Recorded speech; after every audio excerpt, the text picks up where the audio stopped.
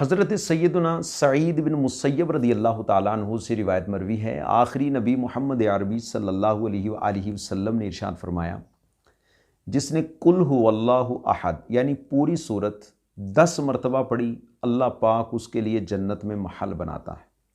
जिसने 20 मरतबा पढ़ी उसके लिए 2 महल बनाता है। जिसने 30 मरतबा पढ़ी अल्लाह पाक उसके लिए 3 महल बनाता है।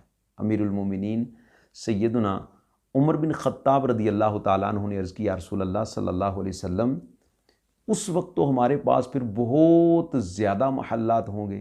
नबी पाक सल्लल्लाहु अलैहि वसल्लम ने इरशाद फरमाया कि अल्लाह पाक का फ़ज़ल इससे भी ज़्यादा वसी है। सुभान अल्लाह, कितनी ज़बरदस्त हदीस पाक आपने समात की। जन्नत के महल्लात हासिल करने का कितना ज़बरदस्त नुस्खा आपने समात किया। अल्लाह करे कि हम जन्नत के महल्लात हासिल करने वाले बन जाएं।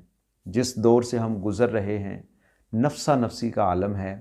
दुनिया कमाने, बनाने, संवारने, सुधारने के लिए हर बंदा दिन रात एक किए हुए है।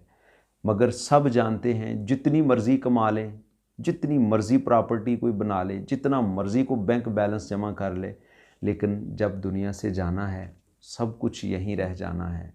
सब ने सब कुछ यहाँ छोड़कर जाना है। फिर एक और बात, यहाँ पर कब्ज़े भी हो जाते हैं, लोग छीन भी लेते हैं और दुनिया के माल की वजह से बाज़ औक़ात नौबत कत्ल व गारत गरी तक चली जाती है। लेकिन जो आपकी प्रॉपर्टी जन्नत में आपने बना ली है वो आप ही की है, वहाँ पर कोई कब्ज़ा नहीं कर सकता, उसे कोई छीन नहीं सकता। तो दुनिया की ये जो चंद रोज़ा ज़िंदगी है, अल्लाह करे कि हम अपनी आखिरत को बेहतर करने की कोशिश करने में गुजारें।